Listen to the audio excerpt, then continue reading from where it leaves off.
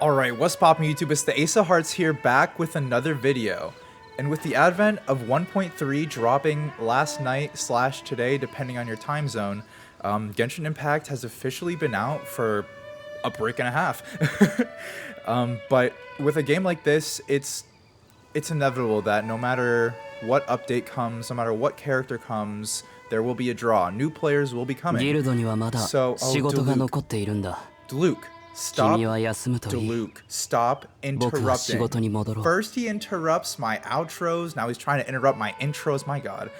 But today, we're going to be doing a top 13 things new and returning players should definitely know when starting, or like I said, coming back, or even just playing Genshin Impact. So number 1. Everyone knows, as soon as you started playing this game, they make you start pretty early looking for these little guys called Animalculus, and later, once you get to Liyue, you also get Geoculus. Hunting for these is a pain, and the game knows, so they actually gave us treasure hunting items, but we're not talking about that yet. That's going to be a different placement. We're just going to be talking for number 1. This is just going to be the interactive map.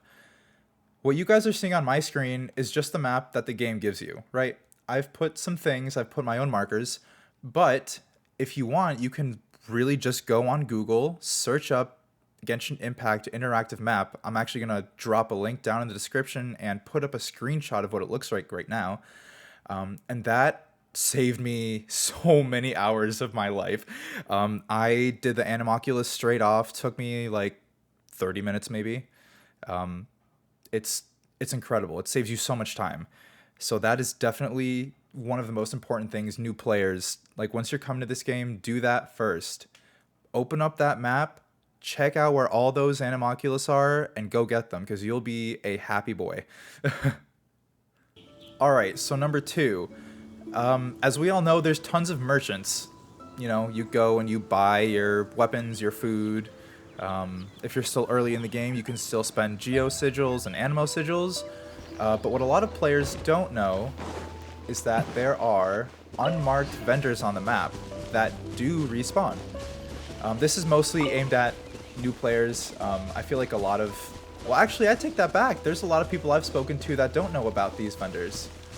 I kind of just marked the general vicinity. Yep, here she is. And so... Chloris, the botanist, she's one of many. I'm actually going to shoot up right here where all the locations are for extra non-marked merchants. And she is so helpful. I hit her up every time she has a reset, and I come and I get all of these mushrooms, all of these fall berries, because all of this stuff is stuff that you need, you know? And it's tough. You can only farm so much of it. So these merchants are incredible. You can get flowers like that. You can get food that you can't find, like fish. Not easily, at least. But yeah, these merchants are great. So make sure you guys check those out every single day based on when their resets are. Just like going over to her, Chloris, just like any other merchant, you can see just by looking when their reset is. So she resets in 15 hours. But be warned, each random merchant, or not random, but non-appearing merchant does not have the same reset time. Some are longer than others, based off of what they sell and the rarity of the items.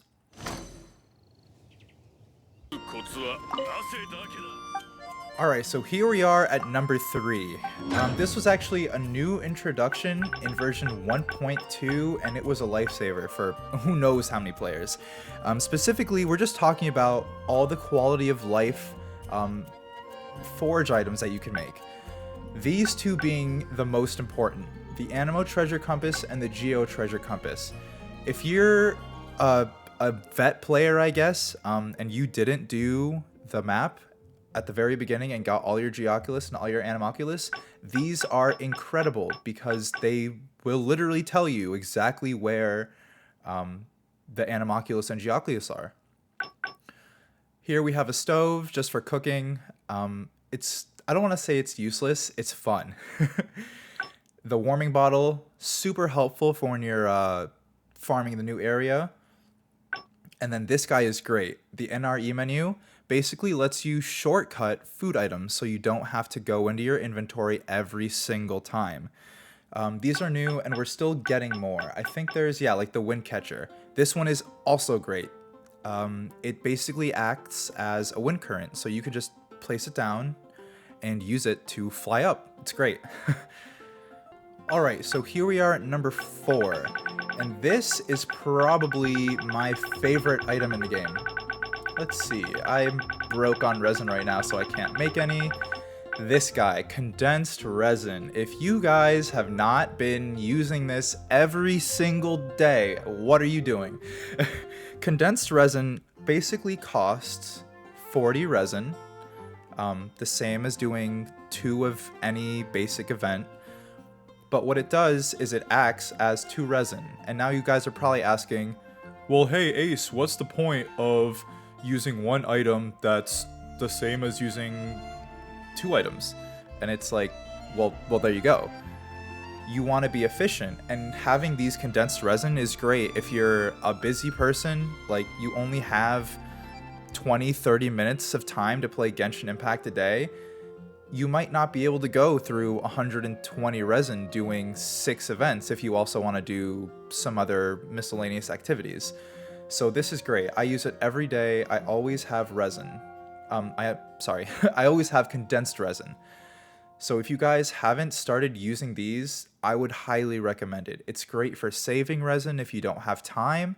Like you get on and it's like, oh, something comes up and you have 60 resin left and you know you won't be able to play. You might as well make one of these, because that way you're not wasting it and you can save it for tomorrow. Alright, on to number 5. This is a bit different, but I'm sure everyone playing this game, we're all on a computer or a phone or a PS4 or something. So everyone probably also has, I don't know, Twitter, YouTube, Facebook maybe. But the point here is MiHoYo and Genshin Impact, or well, I guess mainly MiHoYo, is a very active company on their social media, and they are always uploading the content that's coming up. If you haven't already, I would highly recommend following MiHoYo's Twitter, actually called Paimon, which is a shame, because Paimon's just awful.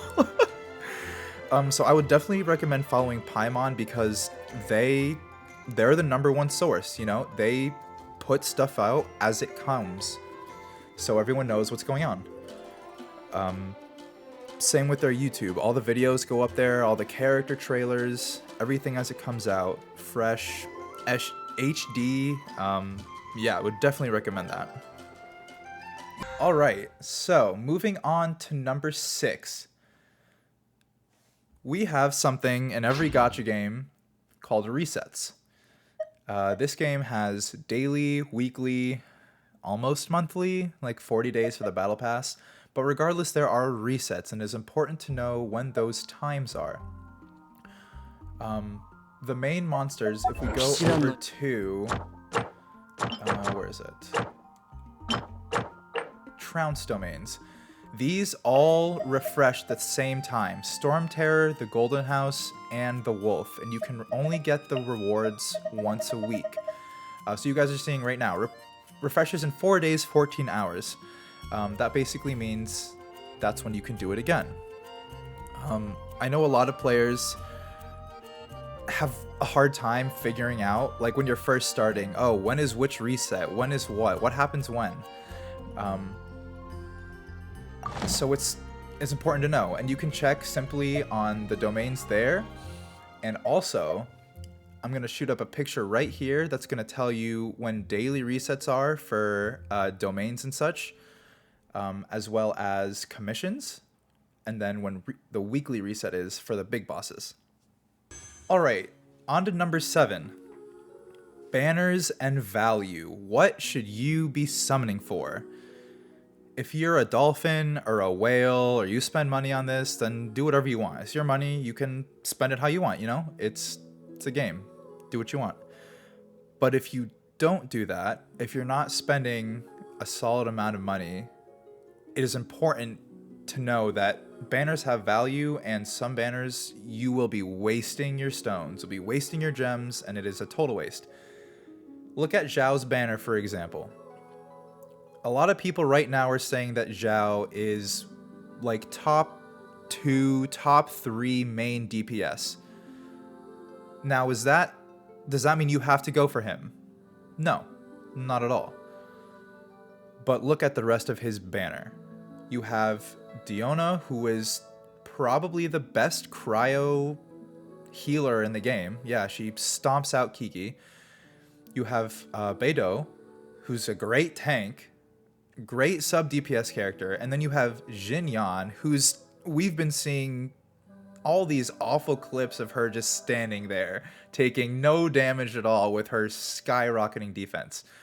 So like, this banner has great value. Every character on this banner is extraordinary. So I would say summon on this banner, 100%. Now that doesn't mean, oh, you have to summon on this banner. No, it's just recommendations.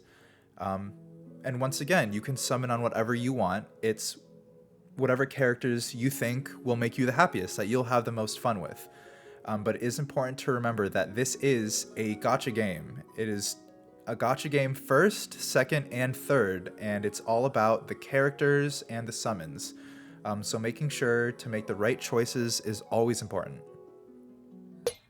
Alrighty, on to the next one. So this is something that is still heavily debated, and a lot of people are like, is it really worth increasing your world level? And that's what we're talking about here. It depends. When I was at 49, for example, I was doing okay. I got to 50 and I struggled. I won't lie, I struggled a lot. And it took me probably 3 days of a lot of grinding, a lot of resin, a lot of primo gems to recover, because I didn't realize how big the spike would be. And there's a couple of spikes. This one was gnarly. 50 was much less bad. 45 was really, or no, sorry. Yeah, 45 was really bad. I struggled a lot. But the thing is, you can sit at the world level right before and not raise your rank. Why is this good? If you're struggling, you don't want to go to the next level because you won't be able to play the game. I know a lot of people actually that have gone up a world level and have not been able to play the game without the support of someone else because they can't clear any of the content. And that's not fun. You don't want that. So basically just gauge how you're doing. If you feel like it's easy, then yeah, hell yeah, do it. Do the world level up because it's great. But at the same time, make sure you pace yourself. Alright, so here we are at number 9. And this is another hot topic that people have been talking about for a while. Do chests respawn? Duluth, no. Goodbye, Duluth. Do chests respawn in Genshin Impact? And that is a real question. Some people say yes, some people say no. There's no proof, really, right now. I think it's tough. It's really tough to speak about this.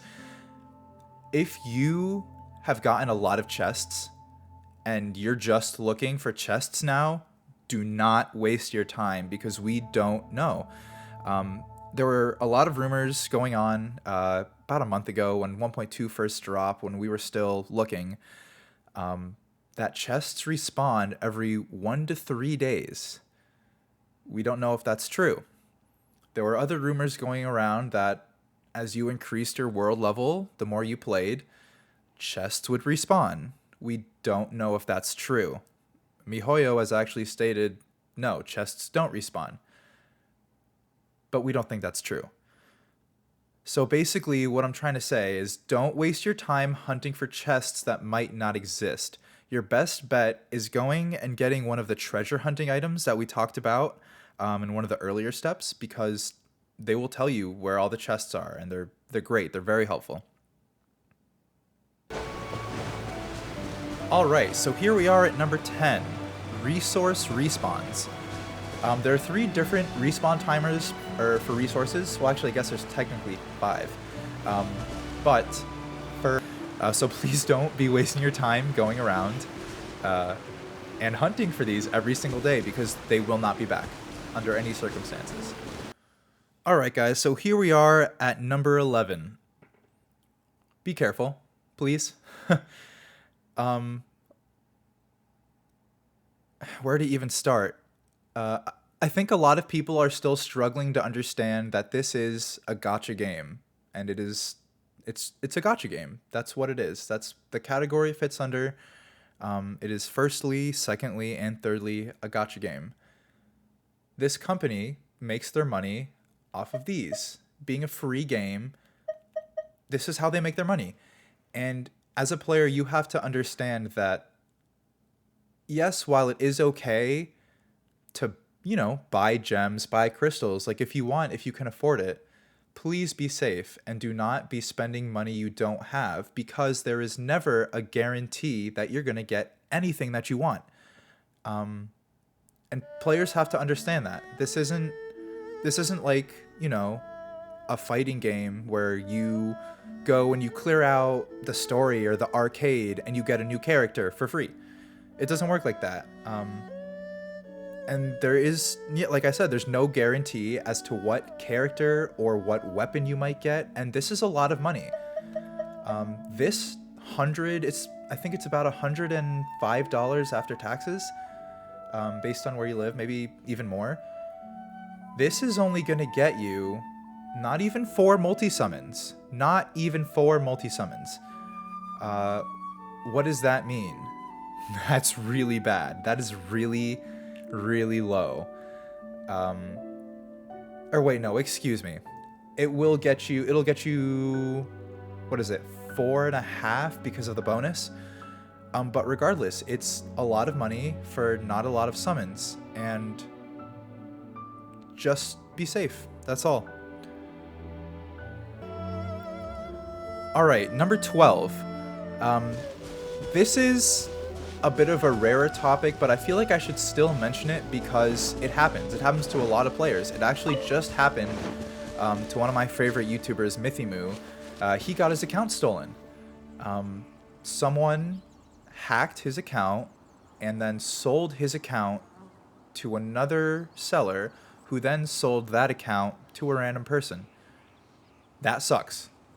This man has worked so hard for his account. He's played so many hours, done so many videos, and has such a bond with his account, and it's like, it's gone now. And what do? Nothing? No, not exactly. But to start, you should... It's sad because MiHoYo's security is not great. But you should definitely take all the steps. The 2-factor authentication, connecting your social media, doing an email, changing your password regularly. MiHoYo's security is not the best, and I want everyone's account safe. I don't want anyone's account stolen, and yeah, it's sad. It makes me angry that people actually go out and are stealing other people's accounts. It's infuriating. But be careful, like, secure your stuff, and if you find one day that your account's gone, that you can't get in, something's wrong, MiHoYo will respond, but you guys have to be diligent. You guys have to harass them, emails, over and over and over again, because it's ridiculous. But you guys will get your account back if you try. And last but not least, number 13. I think this is gotta be the most important of all of the steps, or of all the tips. Have fun, guys. This game is magical. I haven't had this much fun with a video game. I don't know. It's been a long time, and this game really, like, brought the spark back for me. So whatever you guys are doing in this game, whether it's hunting enemies, exploring different areas, doing weird co-op shenanigans with friends, trying out glitches, just make sure you're having a good time doing it, because this is just such a good game, and there's so many goofy mechanics and glitches. And I don't know, guys, something tells me that the glitches won't stop coming, and they won't stop coming. But yeah, just have fun with the game, guys. This is an incredible game. But if you guys enjoyed this video, make sure you do like, subscribe, comment, and hit the notification bell. Because I'm going to be having a ton more content, and if you enjoyed, I want you along here for the ride. So I'll catch y'all on the next one. Peace.